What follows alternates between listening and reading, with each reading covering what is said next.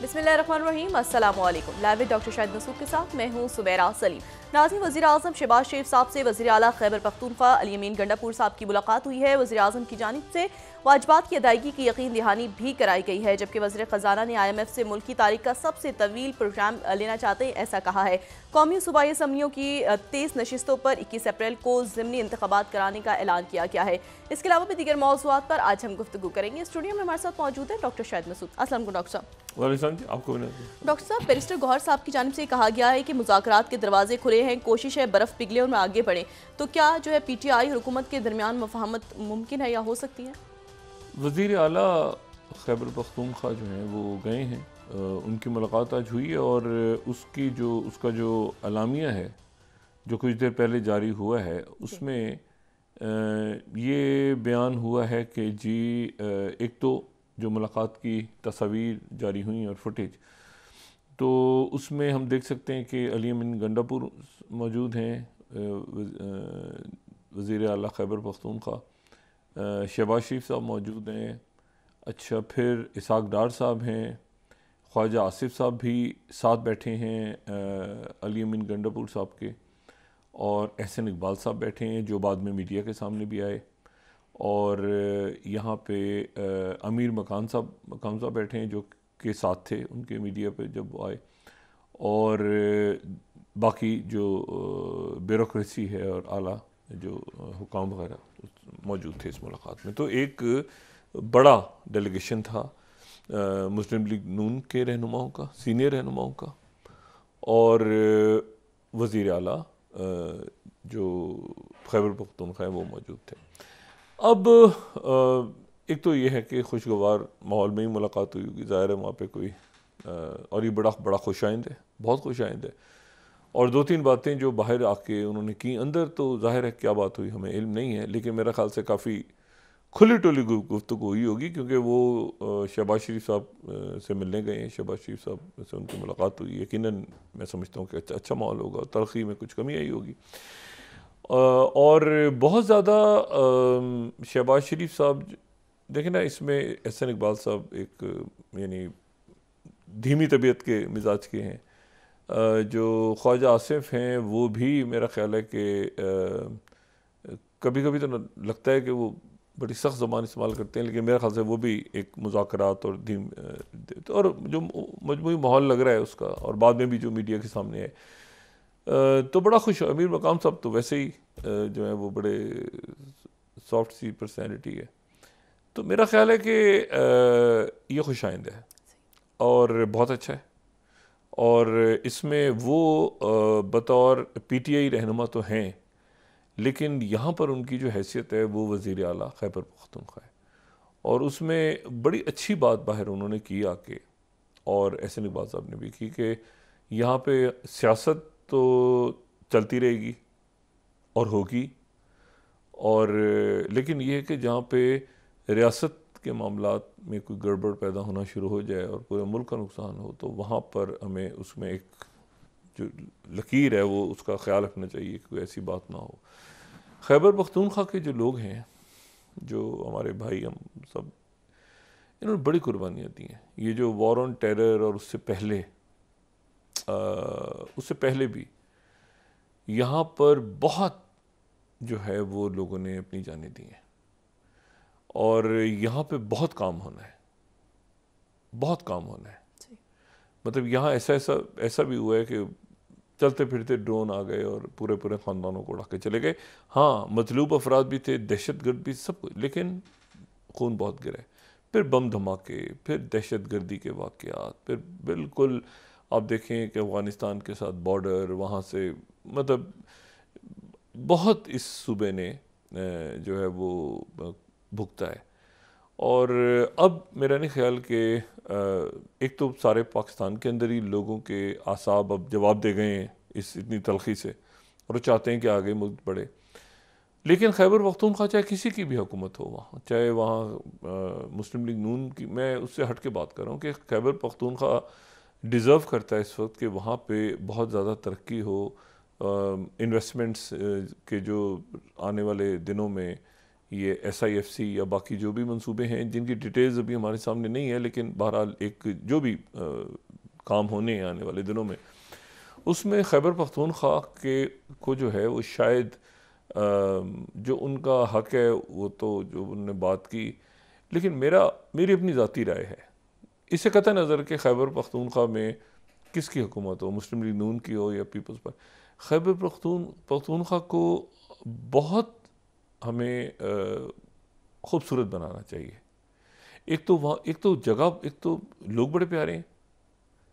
अच्छा, दूसरे ये है कि वहाँ पर वो बहुत ज़बरदस्त सियाहत है, मतलब इतनी सियाहत वहाँ इतने टूरिस्ट स्पॉट्स हमारे शुमाली इलाकों में और ये खैबर पख्तूनख्वा के मुख्तलिफ इलाकों में, पंजाब में, सारे मुल्क में, लेकिन बहुत ऐसी जगह हैं कि जहाँ पर आने वाले दिनों में अगर इन्वेस्टमेंट्स की जाएं और काम हो, और उसमें वो काम हो नहीं सकता, लड़ाई इख्तलाफ, अब ये जैसे कि मैंडेट का मसला है, इस पर तो तमाम कौम के अंदर ही, सारी ही पार्टियों के अंदर ये है कि भाई इसमें गड़बड़ हुई है इलेक्शंस के अंदर, और इलेक्शंस में गड़बड़ कैसे हुई है, अब उसमें हल्के खोलने क्या करें, ये तो सारे बैठ के बात होनी है। मतलब ये सड़कों पे थोड़ी लोग लड़ेंगे आपस में तो हल्के खुल जाएंगे वहाँ पे, ये तो अदालतों में प्रेशर, पार्लियामेंट के अंदर, मतलब हर तरह से, लेकिन मुल्क का नुकसान ना हो, मुल्क बंद ना हो, सड़कें बंद ना हो, लोग परेशान ना हो, मतलब है कि, और गालिम गलूच की जो है सियासत, अब रमज़ान है तो उसमें ये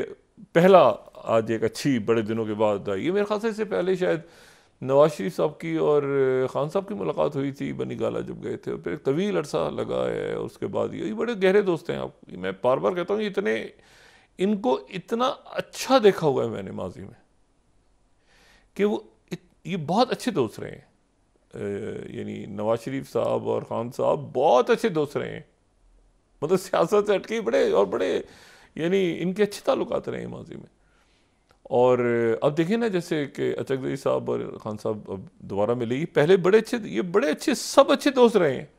और मैं आपको कमाल की बात बताऊं, ये सारे इमरान खान के फ़ैन रहे हैं। बतौर क्रिकेटर तो कोई तसव्वुर भी नहीं कर सकता ना कि वो इमरान खान का फ़ैन ना हो, और क्रिकेट जानता हो पूरी दुनिया में। वो तलखी जब पैदा हुई, जब ये सियासत और उसमें सारे मामलात और ये सियासत, तो अगर थोड़ी सी देर को सियासत को रख के और फिर इस तरह का माहौल बने कि दोस्त बैठे हैं आपस में बात कर रहे हैं, यार क्या मसला है, ये मसला, आखिर में तो क्या है, पावर गेम ही है ना, एक दूसरे को तकलीफ़ें देने से और तंग करने से और गालियाँ देने से। तो मेरा ख्याल है बहुत अच्छा लगा मुझे तो कि थोड़ी थोड़ी अपनी तबीयत में सब नरमी पैदा करके और थोड़ा सा पीछे हट के और ये आपस में बैठ के, और खैबर पख्तून, और बाकी ये है कि जो मैंडेट का मसला है उसके ऊपर बैठ के बात करें। और ये देखें, मुस्लिम लीग नून के अंदर भी एक सवाल उठ रहे हैं कि भाई क्या मैंडेट में गड़बड़ हुई है, क्या कुछ ऐसे हैं हल्के जिन्हें खोलना चाहिए, क्या कोई ऐसा मामला है। तो ये जो भी मामलात हैं, इसको इलेक्शन कमीशन के ऊपर सवालात बहुत उठे हुए हैं इस वक्त। तो इलेक्शन कमीशन जो है वो खुद वजाहत करे। अब तो इलेक्शन कमीशन तो उस दिन रात को चला गया था, फिर पता नहीं कहाँ गया इलेक्शन कमीशन, तो 2 बजे रात को चला गया था। अब वो हल्के खोले, ये मसले मसाइल हल करे, मुस्लिम लीग नून वाले भी परेशान हैं, वो भी परेशान है। तो ये है कि ये, लेकिन अच्छा लगा कि आज इन्होंने जो बात की कि जी रियासत के इशूज़ जो हैं वो डिफरेंट हैं, सियासत के इशूज़ डिफरेंट हैं। अब मैंने उस दिन भी कहा था, पार्लियामेंट में इधर उधर चोर शराबा तो वो वक्त ज़ाया होगा। अच्छा, पार्लियामेंट में भी आप देखिए ना, अवाम के पैसे हैं, अब अगर ये पार्लियामेंट में भी करें एहतजाज भरपूर, लेकिन ये जहन में रखें कि मुल्क की मईशत और पार्लियामेंट का ख़र्चा इजलास का कितना होता है, ठीक है। तो उसका कोई ना कोई हल निकलना चाहिए कि वहाँ पे कोई ऐसी बात हो कि जी जो कोई बिल पेश हो रहा है, कोई मतलब है कि कोई प्रोडक्टिव काम हो। और ये मैंडेट का सवाल एक उठा हुआ है, इस इलेक्शन पे सवाल उठे हुए हैं, कोई एक शख्स पाकिस्तान में ऐसा नहीं है जिसके जहन में ये सर्वेज वगैरह जितने मर्जी आते रहें, इस इलेक्शंस के ऊपर सवाल नहीं है। तो ये है कि, लेकिन ये मसला कैसे हल होगा, ये बैठ के हल होगा, बातचीत से हल होगा, बैठेंगे आपस में ये। और आज अच्छा लगा कि इन्होंने कहा कि जी खैबर पख्तूनख्वा में वज़ीर आज़म ने कहा, वो आए थे तो आपने रिसीव नहीं किया था, उन्होंने कहा मैं तो वहाँ था नहीं।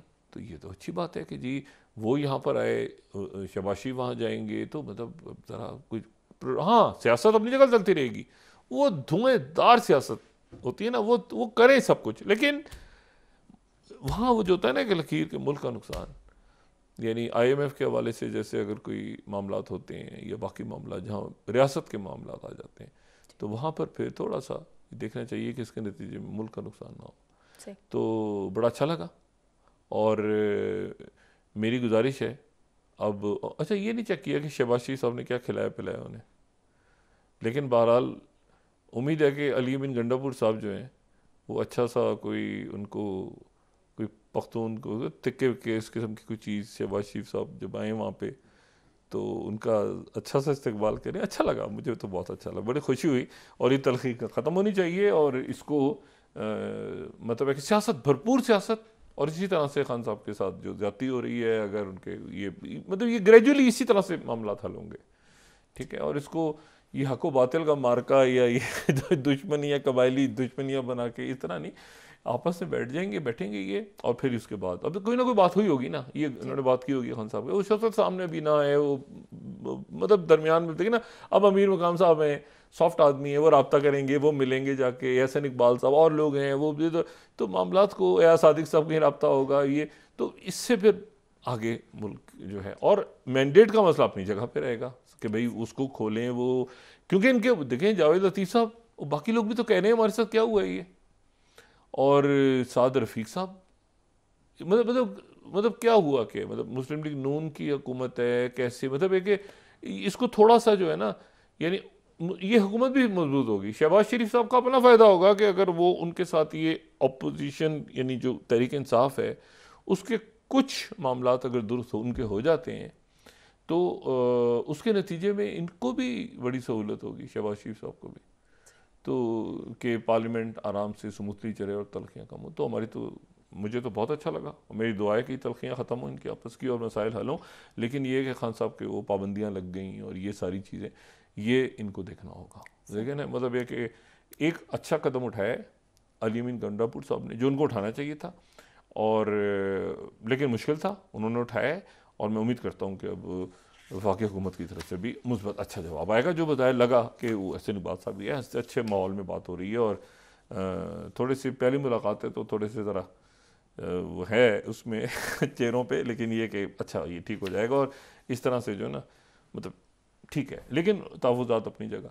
ये जो ख़ास तौर पे फौरी तौर पे ये जो पाबंदियाँ लगाई गई हैं इनका तो हल ढूंढे ना। वो कह रहे हैं कि जी सेनेट के हमारी सीटों के ऊपर और ये सीटें, तो ये जो बुनियादी मामलात हैं उसको करें और फिर आगे बढ़ें, क्योंकि उसकी वजह ये है कि दूसरी तरफ जो है वो भी तमाम तंग तर जंग और हंगामे और जो भी कुछ हो रहा है, अब मैं इसको बिल्कुल मिलाना नहीं चाह रहा था तो मैं माजरत के मैंने उसको जोड़ दिया, वो अलग मामला है बिल्कुल। और वो है कि जिस पे सारी दुनिया की नज़रें, और वो है जो गज़ा में हो रहा है। अच्छा, गज़ा में जो हो रहा है वो मतलब वहाँ पर अब इमदाद आनी शुरू हो गई है। पहली दफ़ा ऐसा हुआ है, काफ़ी मेरे ख्याल से ये बयान हो रहा है कि 20 फरवरी के बाद वहाँ पर जो शुमाली गज़ा की पट्टी है वहाँ पे वर्ल्ड फूड प्रोग्राम के जो इमदादी टीमें हैं वो वहाँ पहुँची हैं। शहबाज शरीफ साहब से गुजारिश, शहबाज शरीफ साहब आपसे गुजारिश, और वो गुजारिश ये है कि रमज़ान का महीना है तो यहाँ पे ज़ाहिर है लोग इबादत हैं, ज़कात है, कोई और इमदाद है, उससे हट के भी तो कोई ऐसा तरीक़ा करें रमज़ान में, और हम यहाँ पे सब रमज़ान में मदद करते हैं अपने आसपास, लेकिन कोई ऐसा तरीक़ा निकालें कि रमज़ान के इन दिनों में अगर आवाम में से कोई, पाकिस्तान में से कोई गज़ा में चूँकि अब इमदाद शुरू हो गई है तो कोई ऐसा रास्ता निकाले हुकूमत कि अगर यहाँ से वहाँ इमदाद भेजनी हो तो उसका क्या तरीका है, और उसका एक सरकारी हो या ये है कि कोई और फाउंडेशन, कोई ईदी साहब को कहें या अमजद साकिब साहब की ज़िम्मेदारी लगाएं, और कोई ऐसी बड़ी तंजीम हो, 2-3 तंजीमें मिल के, और वो यहाँ से अलखदमत, जमात इस्लामी से अलखदमत, अभी जो सैलाब में, तो यहाँ से अगर लोग जाएँ और वो जाके गज़ा में, चूँकि बाकी इमदादी टीमों को इजाज़त मिल रही है, जो यूरोप से इमदादी टीमें हैं और ऐसे ममालिक जिनके ताल्लुकात नहीं हैं इसराइल के साथ उनको भी मिल रही है इजाज़त जाने की, आने वाले दिनों में मिलेगी। तो पाकिस्तान की जो पाकिस्तान से मेरा ख्याल है कुछ तो नहीं, काफ़ी यहाँ से चाहेंगे, डॉक्टर्स भी चाहेंगे, नर्सेज भी चाहेंगी, सरकारी सतह पे भी निजी सतह पे भी एक जो है वो ऐसी टीम ज़रूर यहाँ से जानी चाहिए जो इमदाद लेके गज़ा में इस दौरान 1 या 2 दफ़ा रमज़ान में कोशिश करें। मतलब मुमकिन है इसराइल और ये बाकी जो हालात हैं, लेकिन कोशिश ज़रूर होनी चाहिए। मेरे ख्याल से शहबाज शरीफ साहब तक पहुँच जाएगी मेरी बात, पहुँचनी चाहिए। तो ऐसी कोई कोशिश करें कि वहाँ तक पाकिस्तान की तरफ से इमदाद पहुँचे। अच्छा, अब इसमें वहाँ पर तो मैंने कहा ना, आज गज़ा के जो शुमाली इलाके हैं वहाँ पर इमदाद पहुँची है और ग्रेजुअली जो है वो इमदाद खुल रही है। प्रेशर एक्सट्रीम है, इमदाद खुल रही है, झड़पें हो रही हैं, लेकिन साथ नमाज भी हो रही है मस्जिद अक्सा पे। और उसकी वजह यह है कि पस मंज़र में मुज़ाकरात जारी हैं, अभी भी जारी हैं। और मुज़ाकरात के लिए अगले 1 या 2 दिन में दोबारा हमास की जो रहनुमा हैं वो दोबारा मिस्र पहुंच रहे हैं। हमास के भी रहनुमा मिस्र पहुंच रहे हैं, अमेरिकन्स भी पहुंच रहे हैं और कतर के जो जितने मीडिएटर्स हैं बाकी वो सारे लोग दोबारा जमा हो रहे हैं काहिरा में। और उसमें जो इसराइल ये कह रहा है कि जी, अच्छा सब ये कह रहे हैं कि जी अमेरिका का एक रिवाइज प्लान था और उस पर इसराइल को, लेकिन बुनियादी तौर पे वही है, वही 6 हफ्ते की और 1 से 10 1 और 10 का है कि वहाँ से एक उस पर इसराइल मान गया है। असल बात यह है कि उस पर इसराइल मान गया है।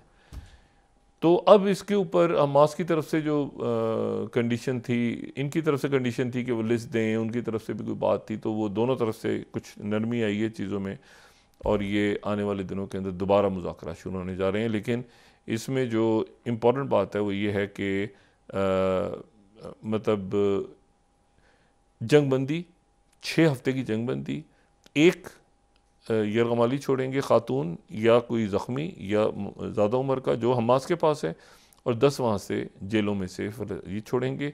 मुकम्मल सीज़फायर होगा मुकम्मल तौर पे और इमदाद जो है वहाँ पे खुलेगी और वो खुलेगी यहाँ से, यानी अभी तो ये समंदर के रास्ते आ रही है, जंगबंदी की सूरत फिर ये रफ़ा से। जो मैं बात कर रहा हूँ कि पाकिस्तान को भी पहले से हम तैयारी करके रखें और कोशिश करें कि यहाँ से जो है रमज़ान के दूसरे अशरे में, पहले अशरे में, तीसरे अशरे में या ईद पे, जब जैसे भी हो तो यहाँ से हम जाएं ज़रूर। यहाँ से लोग एक जो है वो एक उनका एक इंतज़ाम हुकूमत करे।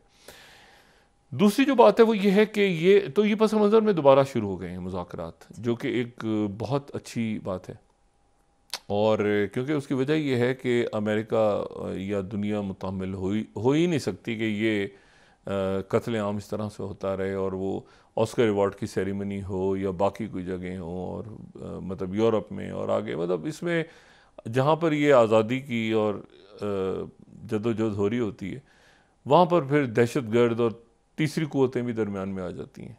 ठीक है ना, उसमें चाहे वो अपने ऊपर इसराइल का नाम लगा लें या वो उसको अपने ऊपर कोई फ़लस्तीनी किसी तंजीम का नाम लगा लें और वो जराइम में और इनमें, तो बेहतर यह है कि जब इसका एक सियासी हल निकल रहा है ना कि हमास है और वो फ़लस्तीनी अथॉरिटी मौजूद है और बड़े पढ़े लिखे समझदार लोग हैं ये सारे, मतलब ये तो इनके साथ और ये तो एक आज़ादी के लिए जो मकबूजा इलाके हैं वहाँ पर उन्होंने हथियार उठाए हुए हैं, उनको उनके साथ बैठ के बात करें, इसका हल तो निकलेगा ना कोई। ऐसे तो नहीं होता रहेगा कि जी लाखों लोग जो हैं वो उनका कत्लेआम होता रहे। तो मुज़ाकरात का यही रास्ता है कि ये बैठें और करें आपस में बैठ के, क्योंकि दूसरी जंग फंसी हुई है। ये भी अगर मार्का फैल गया ना, देखें अभी तक रिस्ट्रेन है, अभी आज फिर इसराइल ने अटैक किया है लेबनान में और वहाँ पर उन्होंने कहा कि हमने हमास के एक रहनुमा को निशाना बनाया है। अच्छा, उधर से हिजबुल्लाह ने फिर जवाब में इनके कई जगहों को निशाना बनाया है जो शुमाली इसराइल है। यानी मैंने कहा ना आपसे कि ये जो, लेकिन आप ये देखें सिर्फ ये 2007 की जो जंग है उसके बाद हमास नहीं, हिजबुल्लाह, मैं बात कर रहा हूँ लेबनान की, हिजबुल्लाह का जो अस्करी कुव्वत है मैंने 2007 में भी देखी है, 2008, 10, 11, 12 मैं इतने सालों में देखता रहा हूँ। उनकी बहुत ज़्यादा पावर है इस वक्त, और ख़ास तौर पे जब से वहाँ पे सीरिया में रशिया आके बैठा है उनके पास बहुत कुछ है, ठीक है। और वो ये जो पहले जो 2007 में तो वॉर ऑन टेरर के ज़माने में थे ना, कि कोई भी नहीं था उनका, मतलब ना चाइना था ना रशिया। अब तो रशिया बैठा हुआ है, वो जो सड़क जाती है बैरूत से डेमास्कस, वो रोड सारी जो है वो हिजबुल्लाह के उसमें है, तो ये कोई इशू ही नहीं है।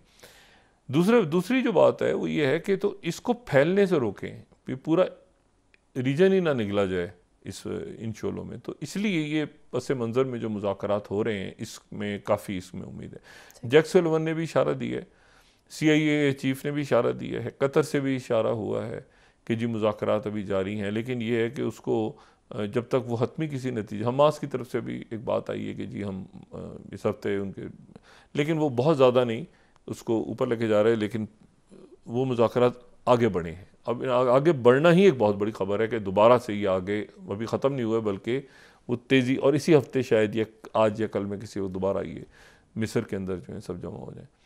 और उसमें जो है वो उसमें बहुत सारे फैक्टर्स काम कर रहे हैं। मिसाल के तौर पे अब ये देखें ना कि ये यहाँ पे जो यूनान के एक कार्गो जहाज़ के ऊपर फिर दोबारा हुतीज़ ने अटैक किया है। अच्छा, यमन की जो गवर्नमेंट है उन्होंने कहा है कि बरतानिया और अमेरिका ने हमारी बंदरगाहों को आज फिर निशाना बनाया, फिर अटैक्स किए हैं।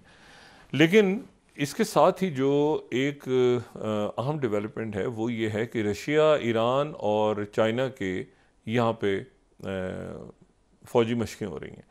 अच्छा, अब जो फ़ौजी मशक़ें हो रही हैं तो वो तो ठीक है कि फ़ौजी मशक़ें हो रही हैं, लेकिन उन फ़ौजी मशक़ों में ईरान ने एक तो अपने नए वॉरशिप्स उसमें उतारे हैं। अब यहाँ पे मैं ईरान की महर न्यूज़ एजेंसी को कोट कर रहा हूँ, ठीक है। एक तो यह है कि उनकी तरफ से जो 21st स्लाइड है, उन्होंने new warships joint drills with China and Russia. अच्छा, ये तो ठीक है, लेकिन उसके साथ ही फिर वहाँ के जो उनके नेवल कमांडर हैं ईरान के, उन्होंने कहा है कि Indian ocean will not be place for enemies in future. ये जो बहरे हिंद है, ये आगे मुस्तकबिल में दुश्मन यहाँ पर नहीं आएंगे। अच्छा, जब ये बात कर रहे थे तो वहाँ पे चाइना भी था और रशिया भी था, तो उन्होंने कहा कि ये जो पूरा जो है वो इलाका, ये जो है ये दुश्मनों के लिए ये नहीं होगा। बहरे हिंद, पूरा बहरे हिंद, पूरा इंडियन ओशन। अच्छा, ग्लोबल टाइम्स ने इसके ऊपर, इन मशकों के ऊपर ये लिखा है कि 8th स्लाइड जो है कि China, Iran and Russia launch joint drills near gulf of Oman safeguard regional maritime security. अब मैरीटाइम सिक्योरिटी के दो बने ना, एक तो अमेरिका का बन गया कि हम यहाँ मैरीटाइम सिक्योरिटी करेंगे आके, वो जिसमें उन्होंने ऐलान किया कि बहुत सारे मुल्क आएंगे। दूसरा, चाइना और ईरान ने मैरीटाइम सिक्योरिटी के लिए रीजनल मैरीटाइम सिक्योरिटी की इसको नाम दिया है कि ये इसलिए मशक़ें हुई हैं कि यहाँ पे मैरीटाइम सिक्योरिटी, और कौन सी सिक्योरिटी, जब होती धड़ाधड़ एक उनका और ये गज़ा की जंग से रिलेटेड जो मामला चल रहे हैं कार्गो से, तो ये एक बड़ी। अच्छा, दूसरी जो बात है वो ये है कि चाइना का जो पीपल्स लिबरेशन आर्मी है, ये बड़ी छोटी स्टेटमेंट है, मगर है बहुत मुख्तसर सी स्टेटमेंट है। और तो उन्होंने कहा भी है कि मुख्तसर सी स्टेटमेंट, उनका मीडिया कह भी रहा है कि बड़ी शॉर्ट स्टेटमेंट है, मगर वो गहरी है बड़ी, उसमें बस वो कह के वो निकल गया है। जो चाइना का अंदाज है, उन्होंने कहा कि जनाब CGTN वो ये कह रहे हैं कि जी पीपल्स लिबरेशन आर्मी का जो डेलीगेशन है उसने मालदीव का दौरा किया, ठीक है, 4 से 13 तारीख तक मालदीव का दौरा किया, फिर श्रीलंका का दौरा किया और फिर नेपाल का दौरा किया। ये चाइना की मिनिस्ट्री ऑफ नेशनल डिफेंस। अच्छा, जब वो गए मालदीव में तो वहाँ पर PLA की डेलीगेशन ने वहाँ के प्रेसिडेंट मोहम्मद मौजी से मुलाकात की और कनेक्टिविटी, डिफेंस डिपार्टमेंट और ये सारी बात की। और फिर बाकी नेपाल में और जो है वो श्रीलंका में क्या हुआ उसकी डिटेल नहीं, ठीक है। तो छोटी सी स्टेटमेंट है, लेकिन ये है कि ये इंपॉर्टेंट है। इस स्टेटमेंट को उस स्टेटमेंट के साथ, उन फौजी मशकों वाली स्टेटमेंट के साथ मिला के पढ़ा जाए तो ये पूरा आपको मालदीव, ईरान, आगे ये पूरा इंडियन ओशन का जो है ना, पूरा यहाँ पर आपको ये चाइना नज़र आ रहा है इस वक्त, ठीक है। और आसियान के मुल्क तो कहते हैं हमारा कोई इस फड्डे से ताल्लुक ही नहीं है, जो अमेरिका और चाइना का फड्डा है कोई हमारा ताल्लुक है ही नहीं, मतलब हम दोनों के साथ अपने ताल्लुक ठीक रखना चाहते हैं। मतलब जो मेरे टाइम के बॉर्डर्स के इश्यूज़ हैं, उसके बावजूद वो कहते हैं कि वो इश्यूज़ अपनी जगह है, हमारी तिजारत अपनी जगह है। अमेरिका ने टिकटॉक पे पाबंदी लगा दी है। टिकटॉक पर उनकी अब ये तो वहाँ के जो है वो उनका जो लोअर हाउस है वहाँ से बिल अप्रूव हो गया, अब वो सेनेट में जाएगा, तो टिकटॉक के ऊपर उन्होंने पाबंदी लगा दी। दूसरी बात ये हुई। तीसरा जो है मामला वो ये है कि इसको ये जो यानी अब प्रेसिडेंट बाइडेन जो हैं वो जा रहे हैं इलेक्शंस की तरफ, लेकिन उसके साथ साथ अब एक बेचैनी पैदा हो रही है पीछे बहुत सारे मुल्कों में कि ये मिसाल के तौर पे जो एक बाल्टिक स्टेट्स 3 है ना, बाल्टिक स्टेट्स एस्टोनिया, लैटविया और लिथुआनिया, तो वहाँ पर जो है वो ये हुआ है कि लिथुआनिया में ये हैं लियोनार्ड वोल्कोव। ये लियोनार्ड वोल्कोव जो हैं ये अभी कुछ अर्से पहले नेवाल्नी का मर्डर हो गया था, मर्डर नहीं, जो जेल में डेथ हुई थी, जिसको उनके लोग कह रहे हैं कि मर्डर हुआ था, लेकिन रशिया का कहना ये है कि उनका जो अब उनके ये दोस्त जो हैं ये जनाब लिथुआनिया में अपने घर पे थे, तो इनके ऊपर अटैक करके इनका सर्वर फाड़ के और टांग वांग तोड़ के लोग चले गए। अब लिथुआनिया कह रहा है बराह रास्त कि ये रशिया ने करवाया है, और रशिया के लोग जो हैं, अच्छा ये जो मौसूफ हैं, ये मैं बात कर रहा हूँ नावल्नी की, जो अपने सेल में जो मुर्दा पाए गए थे, जिनको नर्व एजेंट और फिर लेकर आया गया था जर्मनी, और जर्मनी से वापस और फिर जेल में डेथ हो गई जिनकी, ये उनके दोस्त थे। ये जो हैं इनको उनकी तो वहाँ डेथ हो गई, ये भी मतलूब हैं, इनको भी रशिया ढूंढ रहा है कि ये भी मतलूब है, तो इनको कोई हथौड़े मार के, आपको तो पाकिस्तान में हथौड़ा ग्रुप होता था ज़माने में, अच्छा उसका बाद में भी जिक्र करेंगे, तो इनको भी हथौड़ा ग्रुप को मार के सर्वर फोड़ के इनका चला गया। अब लिथुआनिया कह रहा है कि ये इसके पीछे रशिया है। और साथ ही जो फिनलैंड है, अब फिनलैंड के जो प्राइम मिनिस्टर हैं, और फिनलैंड एक बड़ा ज़बरदस्त खूबसूरत मुल्क है, और फिनलैंड नया आया है, नया मेंबर बना है नेटो का, और प्रेसिडेंट पुतिन ने एक बहुत ज़बरदस्त, परसों इलेक्शन है, प्रेसिडेंट पुतिन का इलेक्शन है ये 2 रोज़ के बाद, तो और उसमें वो जीतने जा रहे हैं। तो उनके इलेक्शन से पहले उन्होंने इंटरव्यू दिया, उन्होंने कहा है कि हम बिल्कुल तैयार हैं, अगर मगरिब के साथ हमारी लड़ाई हो तो न्यूक्लियर वॉर के लिए तैयार हैं, नंबर 1। नंबर 2 उन्होंने बात की है कि जो फिनलैंड का बॉर्डर है वो 1300-1350 किलोमीटर, सबसे लंबा बॉर्डर। कौन सा फिनलैंड? वो फिनलैंड जो स्वीडन का हिस्सा था। जब स्वीडन की लड़ाई हुई रूस पीटर द ग्रेट के दौर में, तो उसके बाद फिनलैंड जो है वो हिस्सा बन गया रशिया का। फिर रशिया जब इनकलाब आया और ये 1917 में, तो फिनलैंड ने आज़ादी कर ली, आज़ादी का ऐलान कर लिया, तो फिर ये एक इंटरनेशनल बॉर्डर बना बीच दरमियान में दोनों मुल्कों का, और तवील बॉर्डर है। अब रशिया ने कहा कि जी अच्छा, इसके अगर इस बॉर्डर को देखें ना, तो इसके ऊपर क्रॉसिंग्स हैं, बहुत सारी क्रॉसिंग्स हैं। सबसे ज़्यादा जो रशिया के लोग अगर यूरोप में जाना हो ना, तो उनको शेंगन वीज़ा फिनलैंड की एम्बेसी इशू करती है, जो कि मौजूद वहाँ पे। अब यह है कि ये बहुत लंबा बॉर्डर है, तो इसकी ये बॉर्डर खुला रहा, और नवंबर 2023 को इसकी आखिरी जो एक बॉर्डर है, बहुत लंबा बॉर्डर है, मतलब 1350 किलोमीटर तवील बॉर्डर है फिनलैंड का। अच्छा, ये फिनलैंड का बॉर्डर नहीं है, अब आप ये समझें कि ये नेटो का भी मगरबी बॉर्डर है, ये नेटो का भी और यूरोपीय यूनियन का भी मगरबी बॉर्डर है। अब तो यूरोप का हिस्सा बन गया ना फिनलैंड, और स्वीडन भी बन गया। अच्छा, और स्वीडन ने सरेंडर किया था ना फिनलैंड को, तो स्वीडन भी, मतलब स्वीडन और फिनलैंड के वो आपस के ताल्लुकात हम पहले बात कर चुके हैं। लेकिन यह है कि ये अब जो फिनलैंड के जो प्राइम मिनिस्टर हैं, उन्होंने यूरोपीय पार्लियामेंट में जो स्पीच की है, वो स्पीच का मैं मुसव्विदा देख रहा था अभी, जो उनकी स्पीच आई हुई है, तो वो उनकी जो स्पीच है, उस स्पीच के मुताबिक तो वो कह रहे हैं कि भाई ये हमें यहाँ पे फ़ौज भेजी जाए मुल्क, क्योंकि अगर ये यहाँ पे खड़े होते हैं आके, पूरी रशियन ट्रूप्स आती हैं, तो फिनलैंड की सिक्योरिटी के लिए नेटो की ट्रूप्स चाहिए हमें, और नेटो यहाँ पे मदद करे, सब कुछ करे। अच्छा, नेटो का, लेकिन प्रेसिडेंट पुतिन ने ये न्यूक्लियर का क्यों जिक्र किया? उन्होंने कहा है कि यूक्रेन में अगर कोई फ़ौज आई बाहर की, और यहाँ पे अमेरिकन ट्रूप्स आए, तो हम किसी भी हद तक जा सकते हैं। जो वो कहते हैं तो देखें 2022 की वो जो हमने जो किताब का जिक्र किया था कि जो शेल्फ्स पे आ रही है आज या कल में, तो उसमें वो ये बात है कि वो प्रेसिडेंट पुतिन जो है ये प्रेसिडेंट बाइडेन सिचुएशन रूम में तक पहुंच गए थे नेशनल सिक्योरिटी का कि कहीं ये टैक्टिकल न्यूक्लियर वेपन्स ना यूज़ कर ले रशिया। तो रशिया जो है ये बिल्कुल एक तरह से ये कहा जाता है कि जी जैसे मैक्सिको में आके जो है वो रशिया मैक्सिको में बैठ जाए तो अमेरिका क्या महसूस करेगा। तो इसी तरह से ये डिबेट्स में उनकी बात होती है जो नेटो एक्सपेंशन के ख़िलाफ़ है। तो जब यूक्रेन में अगर आके बैठ जाते हैं अमेरिकन आते हैं तो फिर रशिया की तरह रिस्पॉन्ड करेगा। तो इसको भी किसी तरह ख़त्म करवाना है। इसको भी प्रेसिडेंट बाइडेन की पूरी कोशिश होनी चाहिए कि इसको भी, चाहे चाइना दरमियान में आए, चाहे अरब कंट्रीज़ आएँ, चाहे अफ्रीकन यूनियन आए, चाहे कोई भी दुनिया का मुल्क आए, लेकिन इस जंग को कहीं ख़त्म करवाएं। और ये जो ये जो यूक्रेन का मसला है, और दूसरा ये है कि गज़ा के अंदर तो अब जंगबंदी एक ऐसा हो गया है कि बिल्कुल अमेरिका के लिए, और प्रेसिडेंट बाइडेन जब गए मिशिगन तो वहाँ पर उन्होंने बाकायदा कहा, क्योंकि वहाँ इतनी बड़ी अरब पॉपुलेशन है कि वहाँ पर उन्होंने ख़ास तौर पे कहा कि मैं बस अगले हफ्ते ये जंगबंदी करवा रहा हूँ, और वहाँ से मतलब आ गए बाहर। तो ये कि प्रेशर डेवलप हो रहा है पूरी दुनिया का। और ये जो पस मंज़र में मुज़ाकर, अब 88 शहीद हुए हैं फ़लस्तीनी पिछले 24 घंटों में, और 2 इसराइलियों को उन्होंने फिर ज़ख्मी कर दिया मगरबी किनारे पे। उनको बस नहीं चलता तो उन्होंने आगे से फिर उसको, जिसने ज़ख्मी किया था मेरे ख्याल से पत्थर मारे थे या कोई चाकू, उन्होंने उसको गोली मार दी। तो 88 तो सरकारी तौर पे लोग शहीद हुए हैं रमज़ान के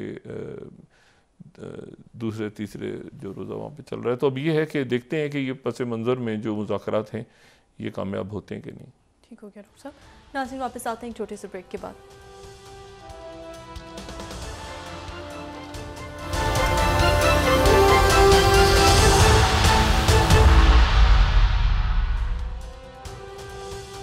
वेलकम बैक नाज़रीन।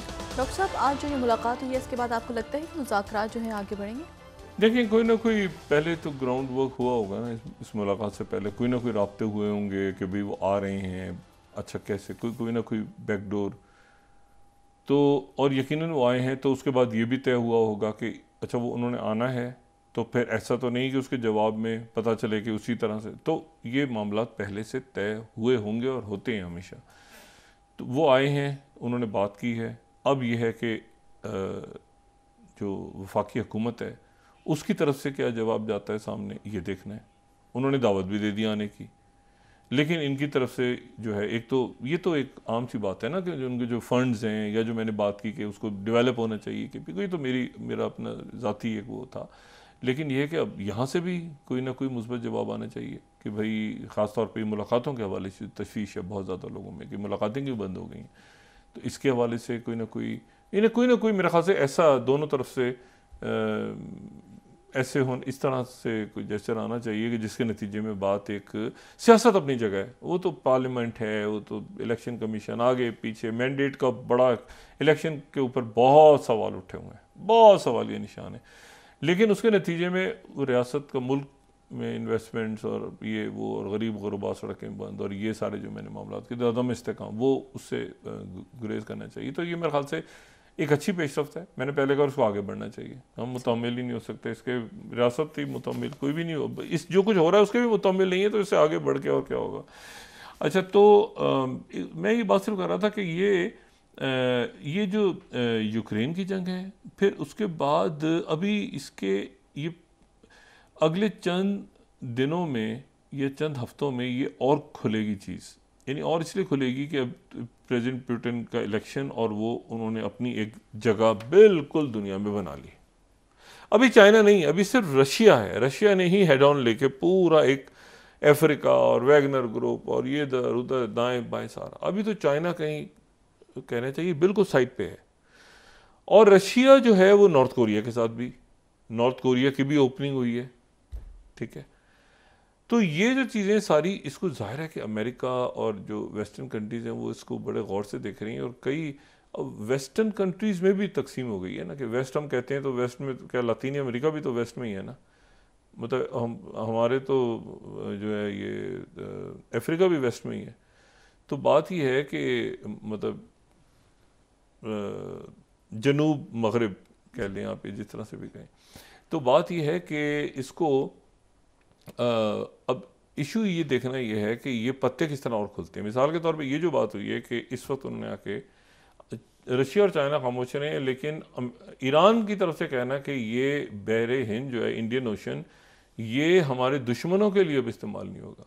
तो उनके दुश्मन अगर ये बात हो रही है तो इसका मतलब ये है कि यहाँ पर इस पूरे जगह देखें, जिबूती सामने है, वहाँ पे बेसिस ली हुई हैं।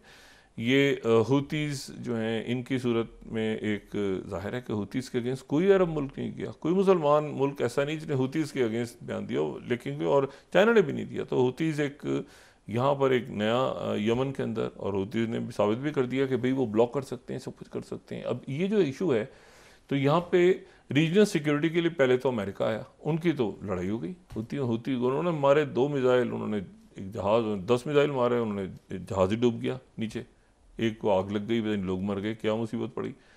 और वहाँ आके ये अब जनाब उसी जगह पर जहाँ उनका एक जहाज़ डूबा है या जो भी हुआ है, वहाँ आके जो है वो रीजनल सिक्योरिटी के लिए, आप जरा गौर करें ना, रीजनल सिक्योरिटी के लिए ईरान और रशिया आराम से पुरसकून अंदाज में अपनी मशकें कर रहे हैं वॉरशिप्स लेके, और हुतीज़ आराम से बैठे उधर ही। कहीं मिसाइल विज़ाइल भी रुक गए होंगे चलना कि भाई कहीं गलती से कोई मिसाइल जो है वो अमेरिका का किसी जगह, किसी चाइना के किसी वॉरशिप पे ना गिर जाए। तो मतलब आप देखें ना कितनी अजीब, और रीजनल मैरीटाइम सिक्योरिटी के लिए मशकें हो रही हैं। इशू ये है कि ये जो पूरा एक सिलसिला है ना, इसमें नेट लॉस, अल्टीमेट लॉस इसमें अमेरिका को होने जा रहा है। ये बिला जवाज 2 मामला बाइडेन इंतजामिया ने फैलाए। पहला ये कि नेटो अभी हफ्ते के अंदर हम जीत के झंडे हम गाड़ देंगे वहाँ पे। अब विक्टोरिया न्यूलैंड को फेंकें उठा के, या जिस मर्जी को थ्रो अंडर द बस। अभी ये इसमें भी होगा। अभी ये ज़ेलेंस्की को, तो कौन ज़ेलेंस्की, ये होना शुरू हो जाएगा थोड़े दिनों में। और उसके बाद ये नेतन्याहू को भी कहीं फेंकेंगे उठा के बस के नीचे। ये मैं आपको बताऊं कि क्योंकि उसकी वजह यह है कि बहुत बड़ी दुनिया से आप नहीं लड़ सकते, और ऑलरेडी आप देखिए ना हेटी के अंदर अब ये हो रहा है कि जनाब वहाँ पे अगली हुकूमत किसकी बनेगी, काउंसिल बनेगी। वो जो बारबेक्यू है वहाँ पे, जिसने उस वज़ीर आज़म से इस्तीफ़ा ले लिया जो कि ताइवान को मान के बैठे हुए थे, दुनिया के 13 मुल्क, उनमें 13 में से एक मुल्क में वो हुकूमत गिर गई। अब ताइवान यानी चाइना का दुश्मन ताइवान का मानने वाला एक और हुकूमत गिर गई।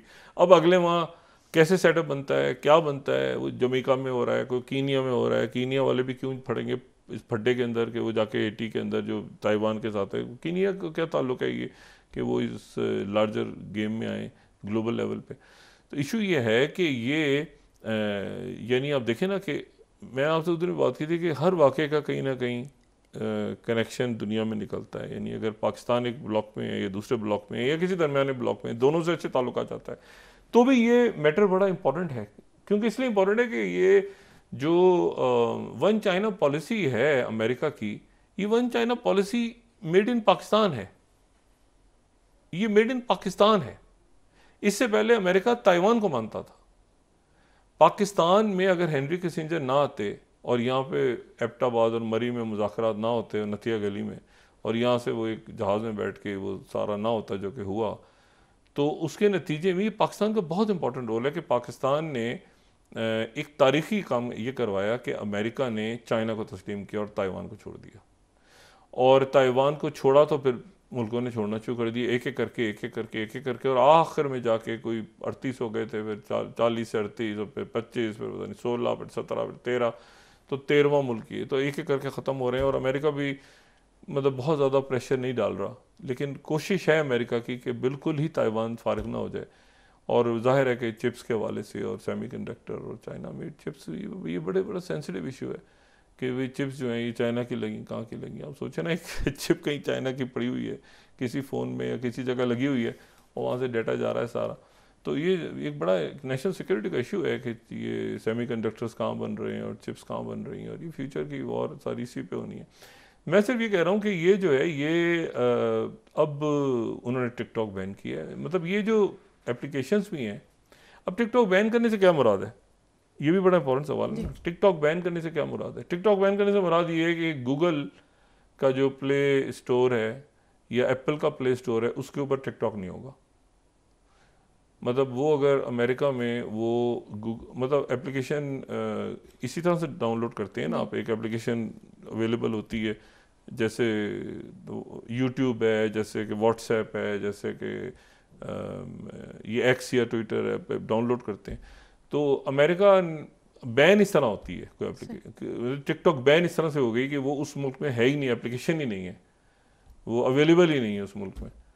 तो ये गूगल प्ले स्टोर जो वहाँ पे होगा उस अमेरिका में वो होगी नहीं, अवेलेबल ही नहीं होगी। तो ये है तरीका। तो अब इसको लेकिन अब सेनेट किस तरह से करती है और इसका मुतबादिल क्या निकालते हैं अमेरिका में, वो जेनजी की तो फेवरेट है ना। जेनजी को तो काम मतलब ये तो मैं कुछ कहना नहीं चाहता, मैं अक्सरियत तो उनकी बहुत बड़ी तादाद में अमेरिका में भी टिकटॉक ही कर रही होती है सुबह शाम। तो ये है कि ये अब ये एक बड़ा, ये मैंने कहा ना इकोनॉमिक वॉरफेयर कहें आप इसको या इसको टेक्नोलॉजी का वॉरफेयर कहें, जो भी कहें, उन्होंने उसको बैन कर दिया एप्लीकेशन को। तो ये अब जवाब में चाइना क्या करता है? चाइना शायद कुछ ना करे, क्योंकि मैंने अब ये बात पहले भी कह चुका हूँ कि बहुत बड़ी मार्केट, शायद बहुत बड़ी ह्यूज मार्केट है भी और नहीं भी है। तो चाइना कुछ ना कुछ तो करेगा, जवाब में ये ट्रेड वॉर चलती रहेगी। लेकिन इशू ये है कि उससे ज़्यादा, उस ट्रेड वॉर से ज़्यादा इंपॉर्टेंट बात तो ये है कि ये भी जंगबंदी हो।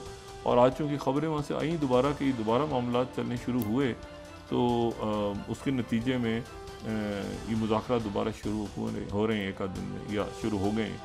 तो हम दुआ कर सकते हैं कि अल्लाह ताला ये इंसानी जानें ना जाएं, दुनिया भर में जहाँ पर भी कत्ल आम हो रहा है वहाँ रुके। और दूसरी बात ये है कि ये पाकिस्तान ये जैसे खुलता है तो उसके लिए हमारी गुजारिश होगी हुकूमत से कि यहाँ से जो टीम्स जाना चाहें तो जो NGOs वगैरह उनके वो फैसिलिटेट करें हुकूमत। जी बहुत शुक्रिया डॉक्टर साहब। नाज़रीन, इसके साथ ही आज का प्रोग्राम अपने अख्ताम को पहुँचा। मुझे सुमेरा सलीम को इजाज़त दीजिए। अल्लाह ने के जी डॉक्टर साहब, अपने दोस्तों रिश्तेदारों गुरदनवाह के लोगों का सब ख्याल रखिएगा। अल्लाह हाफ़िज़।